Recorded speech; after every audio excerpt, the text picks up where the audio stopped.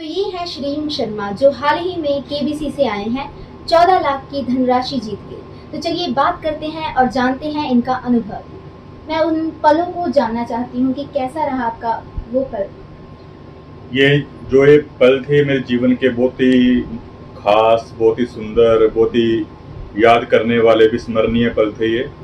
और देखिए, सदी के महानायक के सामने बैठना, जिनको लेजेंड बोला जाता है इंडियन सिनेमा का, उनके साथ बैठना, 2-2.5 घंटे उनके साथ बैठना, ऑन कैमरा ऑफ कैमरा उनसे बातें करना, उनसे टिप्स लेना, उनसे मोटिवेशन लेना, ये लाइफ का एक बहुत ही बड़ा मोमेंट है। सर, वहाँ तक जाने के लिए आपने क्या प्रयास किए और कौन आपका मोटिवेशन रहा?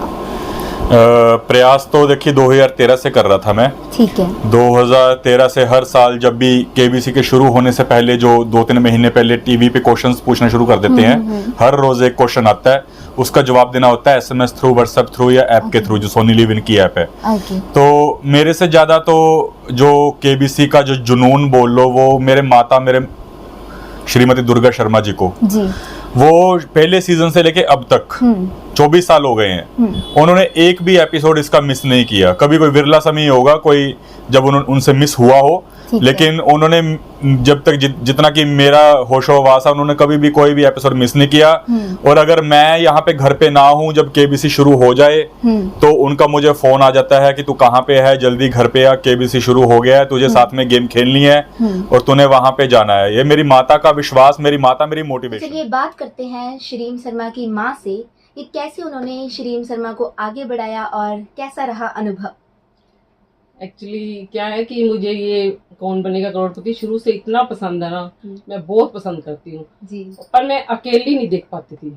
अकेले नहीं देख पाते थे? मुझे बिल्कुल अच्छा नहीं, क्योंकि मुझे इतनी नॉलेज नहीं है। ओके। तो क्या हुआ, पीछे इसके पापा बीमार थे और ये कभी उधर घर पे होता था, तो मैं जब भी करोड़पति शुरू करती 9 बजे, आजा श्रीम शुरू हो गया, तो श्रीम आ जाता। और साथ साथ में जब ये खेलता था मुझे इतना अच्छा लगता था, पूछो ही ना। जैसे 1.5 घंटे का वक्त है जो मेरा 10-15 मिनट जैसे ऐसे गुजरता था, इतना अच्छा लगता मुझे ये। अच्छा, तो आपको इतना पसंद था कि जो 1 घंटे का समय था वो आपको 5 मिनट का लगता था? बिल्कुल, इतना पसंद था। तो ये सारे आंसर सही देता था। हालांकि इसके पापा को ऐसे लगता था कि ये तू देख के गूगल से देखता है, तो इसको कई बार गुस्सा भी आ जाता था। मैं कहा नहीं, आप देखो, ये गूगल से नहीं देखता, ये अपने आप ही देता आंसर। फिर मैंने सोचा कि अगर तू सारे आंसर सही दे रहा है, फिर तू मुझे वहां जाके दिखा दे, मेरी बहुत इच्छा है। आपने बोला उसे कि इतने अच्छे आंसर देता है, तो वहां पे जाके दिखा दे। तो फिर उसका क्या कि मैं बहुत खुश होंगी अगर तू श्री मुझे वहां जाके दिखा देगा ना, तो मैं बहुत खुश हो जाऊंगी। तो कहते चल मम्मा, मैं वहां जाके दिखाऊंगा। ओके, उसने ऐसे बोला? हाँ, लेकिन कोशिश फिर भी कम करता था ये। ठीक है। क्या हुआ, पिछले सीजन में मेरे साथ जब यहाँ मैं थी तो खेलता था, और मैं चली गई ऑस्ट्रेलिया। सितंबर में जाके अक्टूबर में आई हूँ। इसने पीछे से कर दिया बंद देखना। अच्छा, देखना ही बंद कर दिया। मैंने आके पूछा कि तू देखता था? कहते नहीं। मैं कहा क्यों बंद क्यों किया? कहते मुझे भी आपके साथ ही अच्छा लगता खेलना। ओके। मुझे भी कहते अच्छा ही नहीं लगता तुम्हारी भी। आपके बिना देखता नहीं था जब आप चले गए ऑस्ट्रेलिया? ठीक है। इसने बंद कर दिया। तो फिर क्या हुआ, इस बार जब भी मैं ऑस्ट्रेलिया से वापस आई हूँ, तो मैंने जैसे ही मैं सोनी ही टीवी लगाती हूँ, जैसे ही मैंने सोनी टीवी लगाया, कहते आज के सीजन का पहला क्वेश्चन। तो मैंने श्रीम को बताया कि ये श्रीम क्वेश्चन शुरू हो गई है, तो उसने आंसर देने शुरू कर दिए। ठीक है। और उसने सभी आंसर सही दिए? हाँ, सही दिए। फिर उसके बाद उनका कॉल आया, तब भी आंसर इसने सही दिए। फिर दिल्ली ऑडिशन हुआ, तब भी उसने सही आंसर दिए। ठीक है। तो आखिर हॉट सीट तक पहुंच गया। और इतनी प्रसन्नता हुई वहाँ बॉम्बे पहुंच के, आप मैं बता नहीं सकती आपको, इतना मुझे अच्छा लगा। वाकई ये पूरा VIP ट्रीटमेंट। खुद एयरपोर्ट से लेने आए, एयरपोर्ट तक छोड़, तब खाना पीना सब उनकी तरफ से। मुझे बहुत ही अच्छा लगा, इतना प्राउड फील हुआ ना। जैसे अपने हस्बैंड के साथ जाती हूँ तब भी मुझे प्राउड फील होता है, लेकिन इतना नहीं हुआ जितना श्रीम के साथ गई। एक माँ के लिए वाकई बहुत गर्व की बात होती है जब उसका बेटा कुछ कर जाता है, कुछ करके दिखा देता है। वाकई आपको बिल्कुल खुशी होनी चाहिए और हो रही है। बहुत खुश हूँ मैं।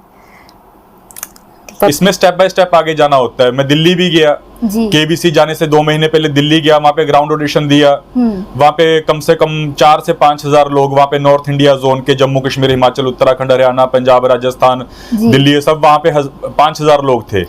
उनमें से फिर हम कुछ सिलेक्टेड हुए। पूरा दिन वहां पे ऑडिशन, पहले रिटन टेस्ट हुआ 20 क्वेश्चंस का, 20-25 क्वेश्चंस का, उसमें 80% आपको क्लियर करना होता है। उसके बाद वीडियो इंटरव्यू होता है पर्सनल स्तर पे, जिसमें आपसे घंटों घंटों बातचीत की जाती है। आपके शौक, आपके जीवन का यादगार पल, दुख वाला पल, बचपन के पल, शादी वाले पल, माता पिता के बारे में, परिवार के बारे में, सपनों के बारे में, सब कुछ पूछा जाता है इन डिटेल।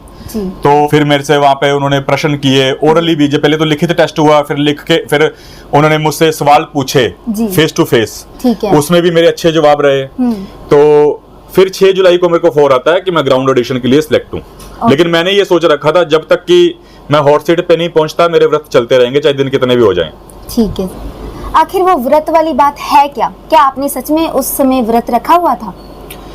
देखिए, मैं 2015 से व्रत रख रहा हूँ। महादेव की कृपा से, हम रखने वाले कोई नहीं होते, भगवान ये समर्थ देते हैं जी। तो 2015 में सबसे पहले मैंने 51 डेज, 51 दिनों का सावन का महीने का व्रत रखा। मतलब सावन के महीने से 20 दिन पहले ही मैंने शुरू कर लिए थे व्रत अपने। उस व्रत के भी मुझे बहुत ही पॉजिटिव रिजल्ट मिले, स्वभाव में काफी। देखिए, व्रत का मतलब खाना पीना छोड़ना नहीं होता, व्रत का मतलब होता है अपने इंद्रियों पे काबू करना जी। अब व्रत रख लिया, मन में विचार चल रहे हैं, कब रात के 12 बजेंगे, कब मैं अपनी रोटी खाऊंगी या खाऊंगा या ये खाऊंगा, ऐसे व्रत का कोई फायदा नहीं। जब हम अपनी इंद्रियों को कंट्रोल ही नहीं कर रहे तो उसका कोई तात्पर्य नहीं रहता। और रात के 12 बजे तो बिल्कुल भी खोलना नहीं चाहिए व्रत। ज्यादातर मैं सुन के हैरान हो गया, मैं कईयों से जाना, वो कहते हैं मैं रात को 12 बजे अपना व्रत खोल लेता हूँ या खोल लेती हूँ। तो ये तो अपनी परंपरा के अनुसार है नहीं ना। अपने परंपरा के अनुसार तो जो पूरा दिन है सूर्य उदय से शुरू होता है, सूर्य उदय से लेकर पूरा 24 घंटे का दिन होता है अपना। तो 24 घंटे का पूरा चक्र होता है व्रत को पूरा करने का।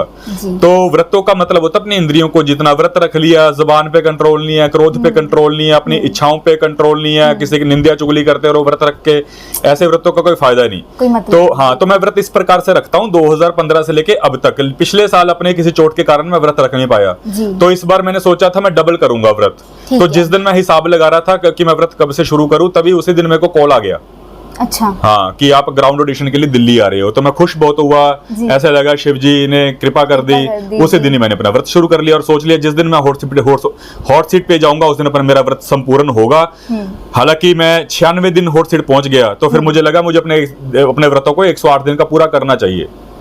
जब आपको कॉल आया तो आपकी फैमिली का रिएक्शन क्या रहा? बहुत ही ज्यादा। मैं ये कौन बनेगा करोड़पति का ज्यादातर मेरे और मेरे माता जी के बीच में रहता था जी।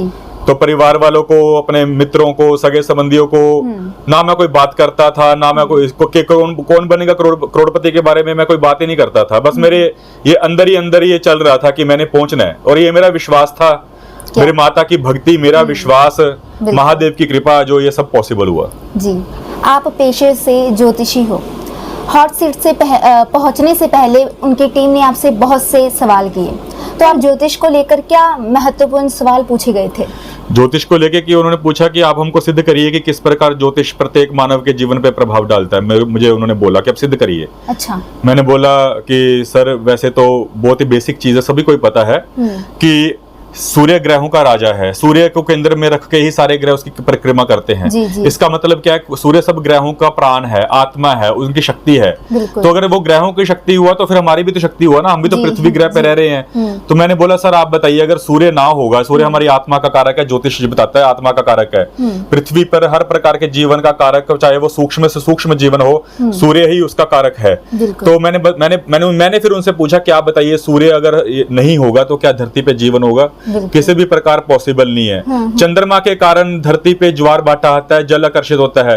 उसी प्रकार हमारे शरीर के अंदर जितना जो 70 से 75% जल है वो भी प्रभावित होता है। वैज्ञानिकों ने यह सिद्ध कर दिया है कि जिस दिन पूर्णिमा की रात होती है उस दिन जो मेंटल ऑर्डर वाले जो रोगी होते हैं, जिनका मेंटल ऑर्डर बिगड़ा हुआ होता है, उनका पागलपन बढ़ जाता है और पूर्णिमा की रात को। और यहाँ तक कि बृहस्पति जो कि रात को एक तारे के रूप में हमको दिखता है, उसका भी प्रभाव है। अगर बृहस्पति ना हो धरती पे जीवन संभव भी ना हो, क्योंकि मंगल और बृहस्पति के बीच में उल्का पिंडों की एक ऐसी माला पत्थरों की जिसमें करोड़ों बड़े बड़े उल्का पिंड है जो ब्रह्मांड में विचरण कर रहे हैं, तो वो धरती की तरफ आने की कोशिश करते हैं। लेकिन बृहस्पति की जो गुरुत्वाकर्षण शक्ति है, जो ग्रेविटी पावर है, वो सबसे ज्यादा ग्रहों में। तो क्या होता है कि जो वो उल्का पिंड धरती की तरफ आने की कोशिश करते हैं, बृहस्पति उनको चुंबक की तरफ अपनी तरफ खींच लेते हैं। अब अगर आप सोचिए बृहस्पति ना हो, क्या धरती पे जीवन संभव होगा जब हर रोज पत्थरों की वर्षा होगी धरती पे? नहीं सर। जब पत्थर ही पत्थर गिरेंगे, कौन क्या घर बनाएगा, कौन क्या बिल्डिंग बनाएगा, कौन क्या फैक्ट्रियां बनाएगा? सब धरती में गुफाएं बना बना के जिएंगे सब। जितना गहरा जो जाएगा वो उतना अमीर होगा। सही बात। तो इस प्रकार मैंने ज्योतिष की बातें की, कुछ उन्होंने टेवा कुंडली दिखवाई, उनके टीम सदस्यों ने प्रभावित हुए। तो फिर उन्होंने बोला यह हमारा मतलब सौभाग्य होगा कि अगर आप यहाँ पे आओ, कि हम चाहते हैं आप हमारे केबीसी पे आओ और शो की, उन्होंने ऐसे बोला कि इस मंच की शोभा बढ़ाओ। ठीक है सर, जब आप हॉट सीट से पहले और उसके बाद का जो पल था, उस समय आप क्या महसूस क्या कर रहे थे? हॉट सीट जाने से पहले तो इतना नहीं, मुझे कुछ भी ज्यादा कुछ, मैं नॉर्मल था, क्योंकि मुझे ये विश्वास था जीवन में मैं एक न एक दिन पहुंचूंगा। तो उस विश्वास ने मुझे नॉर्मल रखा हुआ था, क्योंकि जब विश्वास होता है तो मन में वो विचार वो जीवन भर चलते रहते हैं कि मैं वहां पे जाऊंगा, वहां पे बैठूंगा, तो वो विश्वास के कारण मैं नॉर्मल रहा। लेकिन जब अंदर सेट पे पहला कदम रखा, जो हम टीवी पे सेट देखते हैं, उसको देख के ही रोंगटे खड़े हो गए। हर हर महादेव का मैंने जाते ही वहां पे जयकारा लगाया। जिस हॉट सीट पे मैंने बैठना था, बैठने से पहले मैंने उसको प्रणाम किया कि कृपा रखना मेरे पे। फिर वहां पर बैठे, और जब अमिताभ बच्चन जी की हमारे सामने एंट्री होती है तो कहने की मतलब वो एक कभी भी जीवन में नहीं भूल सकता उस पल को मैं। एक जैसे सपनों की दुनिया, या भगवान ने, जैसे अब मैंने व्रत रखे तो व्रतों का फल मिला ना मुझे। बिल्कुल, बिल्कुल, कौन कहता कि हम व्रत रखते हैं पखंड है, लोग कहते पखंड है, ऐसे कुछ नहीं होता, वो नहीं होता, शरीर के लिए हमारे अच्छे। वैज्ञानिकों ने सिद्ध किया कि जो लोग व्रत रखते हैं उनको गंभीर से गंभीर बीमारी भी उनका कुछ ज्यादा बिगाड़ नहीं पाएगी, उनकी इम्यूनिटी पावर अच्छी हो जाती है जो व्रत रखते हैं। ये जो पश्चिम जगत के जो वैज्ञानिक है उन्होंने बोला कि जो इंसान महीने में 4 दिन फास्टिंग करे वो कैंसर जैसे गंभीर रोगों से बचा रहेगा। 5% उसके कर्म भी होते हैं कुछ अगले पिछले जन्मों के। तो इसलिए व्रत रखना हमारे शरीर के लिए, हमारे माइंड के लिए, पहले मेरे को पहले छोटी छोटी बातों पे हाइपर हो जाता था। अब बड़ी से बड़ी बात भी हो जाए तो मैं हंस के इग्नोर कर देता हूँ बातों को। ठीक है, क्योंकि इंद्रियों को कंट्रोल करना है ना, भूख, खाली भूख को नहीं कंट्रोल करना। हाँ, भूख हमारा सबसे पहला पड़ाव है कंट्रोल करने का, क्योंकि सबसे बड़ी कमजोरी हमारी जीभ है। जिसने इसको वश में कर लिया वो कुछ भी कर सकता है जीवन में। इसलिए पहले भूख को जीतो, फिर काम, क्रोध, लोभ, मोह, अहंकार। तो बस ये कोशिश कर रहा हूँ। मैं स्टूडेंट हूँ, मैं भी इस फील्ड का, कोई आप जर्नलिज्म फील्ड के स्टूडेंट हो, मैं इस मेडिटेशन स्पिरिचुअल लाइन का मैं स्टूडेंट हूं मैं। हाँ, इसके अलावा और भी मुझे बचपन से शौक था। हाँ, केबीसी में अगर जाने का एक मैं मंत्र मैं बताना चाहूंगा, सभी को प्रेरित करना चाहूंगा, मोगा वासियों को, बच्चों को, सबको, किसी भी उम्र को, कि जाना है तो एक विल पावर होनी चाहिए, पक्की सोच होनी चाहिए, विश्वास होना चाहिए, और कोशिश करते रहो। ये नहीं कि एक दिन मैसेज कर दिया फिर 10 दिन 5 दिन किया नहीं, लगातार उसमें मिस नहीं होना चाहिए। हालांकि मैं शायद रह जाता, लेकिन मेरे माता की जो इच्छा थी, जो उनका जबरदस्ती मेरे को बिठाना कि तू देख देख देख देख देख, उसने मुझे वहां पे पहुंचाया। जी, तो ये थे श्रीम शर्मा, जो कौन बनेगा करोड़पति में से 14 लाख की राशि जीत कर आए, और अपनी माँ का जो विश्वास था उन पे खरा उतरे, और खुद का विश्वास, जैसे इन्होंने बोला कि कहीं भी जाना है, कुछ भी करना है, उसके लिए साहस और कोशिश करनी बहुत ज़रूरी है। तो thank you so much sir. कौन बनेगा करोड़पति में सिर्फ श्रीम शर्मा ही नहीं बल्कि हमारे मोगा में रहने वाली पलक भी जा चुकी है। तो चलिए जानते हैं कैसा रहा उनका अनुभव। हेलो। हाय। तो बताइए। मैं पूछना चाहती हूँ कि आप कौन बनेगा करोड़पति में जा चुकी हैं, कैसे आपने अपनी मतलब जी तोड़ तैयारी की, कैसे आपने अपने आप को उसके लिए तैयार किया? कौन बनेगा करोड़पति एक ऐसा मंच है जिसपे सिर्फ तैयारी काम नहीं आती है। See once you hear the name कि I am going to the Kaun Banega करोड़पति, उसकी एक्साइटमेंट लेवल जो होती है ना, वो आप इमेजिन नहीं कर सकते। मुझे कॉल आई दोपहर के टाइम पे, सैटरडे का दिन था, मेरी छुट्टी थी, तो आई वाज स्लीपिंग। तो सोते सोते मुझे कॉल आई, मैंने हेलो हेलो बोलते हम केबीसी से बात कर रहे हैं। तो मैं ऑल्दो आधी नींद में ही थी उस टाइम पे, तो उन्होंने बोला हिंदी में बात करोगे, इंग्लिश में बात करोगे? ज़्यादातर मैं इंग्लिश में करती हूँ, बट देन आई सेड कि नो, हिंदी में बात करते हैं हम, क्योंकि मैं नींद में थी। तो बोलते अपना नाम कंफर्म किया, एज की, तो बोलते ईमेल आईडी कंफर्म करवाओ। मैं थोड़ी सी मतलब फ्रॉड्स के चलते मैं थोड़ी स्पेक्टिकल थी उस टाइम पे, बट ठीक है, मैंने कहा चलो हाँ ये आईडी है। तो बोलते कि हम केबीसी से बात कर रहे हैं, आपका सिलेक्शन हुआ है और आपका इंटरव्यू कंडक्ट करेंगे हम कल को, एक आपको फॉर्म मेल कर रहे हैं, उसको फिल करके आप हमें रात तक फिल करके तो भेज जब दीजिए। आपको कॉल आई तो उसके बाद आपका रिएक्शन कैसा रहा? मैं वही बता रही हूँ ना कि हो गया ठीक है। जब कॉल एंड करने लगे और 5-7 मिनट बात करने के बाद तो कॉल एंड की बोलते आप अपना जेंडर कंफर्म कर दीजिए। ओके। मैंने कहा मैम आप मुझसे 10 मिनट हो गए बात कर रहे हैं, आपको क्या लग रहा है कि मैं मेल हूँ या फीमेल हूँ? तो वो भी हंसने लग गए, बोलते नहीं नहीं it's a part of procedure, हमें कंफर्म करना होता है। तो मैंने कहा मैं फीमेल हूँ। तो कॉल कट होगी, फिर मैं सो गई। ओके। फिर जब मैं उठी मुझे लगा शायद कोई सपना था कि क्या था, मैंने फोन चेक किया तो Okay. यहाँ पे एक्चुअल कॉल थी, कुछ बात भी हुई थी, टाइमिंग थी। फिर मैंने अपनी मेल चेक की और वहाँ पे सच में सोनी की तरफ से फॉर्म आया हुआ था। फिर मैंने पापा को कॉल की शॉप पे Okay. कि पापा मुझे कॉल आई है केबीसी से। तो उनका नॉर्मल सा रिएक्शन, अच्छा ठीक है, अच्छा फॉर्म भरने को बोला, ठीक है, कॉल रख दिया। ठीक है। 1 घंटे के बाद उनका मुझे दोबारा वापस फोन आया। Okay. तुझे सच में कॉल आई है केबीसी से? लाइक ठीक है। एक उस रिएक्शन को हजम करने के लिए जो उनको टाइम लगा, तो उसके उसमें बाद थोड़ा उनको सा- रियलाइज हुआ कि नहीं ये सच में कॉल आई है। ओके। फिर एक मेरे नोन में थे पहले दीदी, वो गए थे केबीसी में, तो then I reached her to, मतलब उनको मैंने रीच किया कि ये प्रोसेस हुआ है, क्या ये सही है, टू जस्ट रिकन्फर्म कि कोई फ्रॉड ना हो, कोई कुछ ना हो। तो उन्होंने बोला कि अच्छा ये हुआ है, ये 13-14 का फॉर्म, पेजेस का फॉर्म उन्होंने बोला भरने के लिए। तो मैंने कहा हाँ ये ऐसा तो हुआ है। तो कहते ठीक है कोई बात नहीं, भर के दे दो। ओके। तो मैंने भर के दे दिया। तो next day they scheduled an interview. तो ऑलमोस्ट 1-1.5 घंटे का इंटरव्यू उन्होंने लिया पूरा, कहाँ हो, क्या करते हो, job, education, parents, career, hobbies, मतलब पूरा करते कराते वो ऑलमोस्ट 1.5-2 घंटे का इंटरव्यू लिया। और मुझे आदत नहीं थी इतना लंबा इंटरव्यू देने की, मैं थक गई एंड तक जाते जाते। बोलते अरे आप स्माइल नहीं कर रहे। मैंने कहा मैम मैं थक गई। तो वो था भी वीडियो रिकॉर्डिंग वाला। तो मैंने कहा मैम इतना टाइम मुझे आदत ही नहीं है कैमरे के सामने बैठने की, आप मुझे बिठा रहे हो। तो कहते कि चलो ठीक है। तो सैटरडे का दिन था उस दिन, तो बोलते कि आपको मंडे तक रिजल्ट्स बताएंगे हम। ओके। तो वो हो गया। तो देन मतलब वो संडे का दिन निकालना काफ़ी मुश्किल था मेरे लिए कि रिजल्ट्स क्या होंगे मंडे को, क्या नहीं। फिर मंडे था, it was working from me, तो मैं काम कर रही थी, मेरी मीटिंग चल रही है, सब बीच में उनका कॉल आ रही है। अब मैं उनको ना मैं काट सकती, मैं अगर मैंने काट दिया तो हो सकता है दोबारा कॉल ही ना आए उनका। बिल्कुल। तो फिर उनका कॉल आया, तो it was again a video conferencing. तो उन्होंने मुझे बताया कि आप मुंबई आ रहे हो, तो इनको जो लाइन होती है आप मुंबई आ रहे हो। ओके। Very happy. मेरी मम्मी साइड में खड़े हुए थे, कैमरे में नहीं थे। तो मैं मतलब उनकी तरफ देख के ऐसे हंस रही हूँ कि मेरी सिलेक्शन होगी। तो उनको सामने कैमरे में पता लग गया कि कोई है। तो मैंने बताया कि अरे मेरी मम्मी है। तो कहते उनको भी बुलाओ। फिर मम्मी भी आ गए कि आंटी जी अब आप ये मुंबई आ रहे हैं तो करवाओ। तो मेरी मम्मी का वही जो एक्चुअल मम्मियों वाला रिएक्शन, आप इसका ना ध्यान रखना वहाँ पे। ठीक है। तो कहते कि नहीं नहीं कोई चक्कर नहीं, आप इनको भेजिए, बहुत अच्छा करेंगे। तो बस यही थी। ऑल्दो मैंने तब तक भी बिलीव नहीं किया था अंटिल उन्होंने मुझे टिकट्स भेजी। ओके। जब तक टिकट्स नहीं आई तब तक मुझे कुछ नहीं था कि नहीं ये फ्रॉड भी हो सकता है, कोई चक्कर नहीं है। तो this was the starting excitement जो मेरी थी। ठीक है। और उसके बाद जब आपको इंटरव्यू वगैरह सब कुछ हो गया है ना, जब घर पे आए तो क्या रिएक्शन था घर वालों का? मेरा क्योंकि प्ले अलॉन्ग वाला था तो मेरा घर पे ही था इंटरव्यू, मुझे जाना नहीं था कहीं पे। ओके। तो रिएक्शन तो मैंने बता ही दिया, पापा का भी वही था, मम्मी का भी ये कि साथ में खड़े हैं, खुश हो रहे हैं सब। तो मेरी सिस्टर जलंधर में है, तो मैंने उसे कॉल किया कि उसको एक्साइटमेंट होगी, क्योंकि उन्होंने बोला था कि एक पर्सन को आप अपने साथ ला सकते हो मुंबई में। तो फिर सबने डिसाइड किया कि मेरी सिस्टर जाएगी साथ में। Although it was sacrifice mummy papa का, क्योंकि ऐसे मौके बार बार नहीं आते हैं ना। तो फिर मैं और मेरी सिस्टर गए थे। तो देन या इट वाज गुड।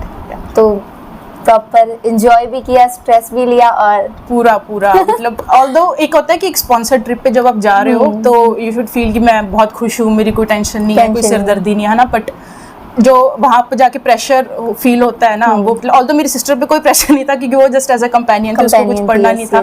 बट मेरी तैयारी साथ साथ प्लेन में भी चल रही है, एयरपोर्ट पे भी चल रही है, वहाँ पे होटल में भी पहुँच के चल रही है, यहाँ पे भी। मतलब फिर ये होता है कि उन्होंने आपको ड्रेसेस भी सिलेक्ट करवानी है, बोलते अपनी 3-4 ड्रेसेस पहन के दिखाओ जो अच्छी लग रही है, हम वो सिलेक्ट करेंगे, सारी वहाँ पे लेके आओ। तो क्या क्या पढ़ लिया, क्या क्या नहीं पढ़ा, सब कुछ। मतलब इतना वो आपको बिजी रखते हैं। 3-4 दिन मुझे रखा उन्होंने। मतलब मैं खुद परेशान हो गई थी कि भाई मुझे मत फोन करो, मुझे मत बुलाओ, पर मुझे तंग ना करो। इतना मेरा मतलब हेडेक हो रहा है, मैं सो रही हूँ, पापा शॉप से आ रहे हैं तो सो रही है, तो तैयारी नहीं करी पापा, मैं इतना थक चुकी हूँ पढ़ के, उनके कॉल्स अटेंड करके। It was very hectic at that point. Okay. जब आप वहाँ पहुँचे, जो आप अमिताभ बच्चन जी से मिले, तो आपको कैसा लगा? क्या पल था वो आपका? वो भी एक अच्छी स्टोरी मैं बोल सकती हूँ। हमने मतलब उन्होंने हमको पूरी सेटअप करवा दिया कि आप यहाँ बैठोगे, यहाँ सारा कुछ डिसाइडेड था वहाँ पे कौन सा कंटेस्टेंट कहाँ बैठेगा, तो बैठा दिया, सारी ऑडियंस बैठ गई है। एकदम से वहाँ पे तेज हवा चली, जैसे बोलते हैं मूवीज में कुछ एक्साइटमेंट हो रहा है, तेज हवा चली एकदम से।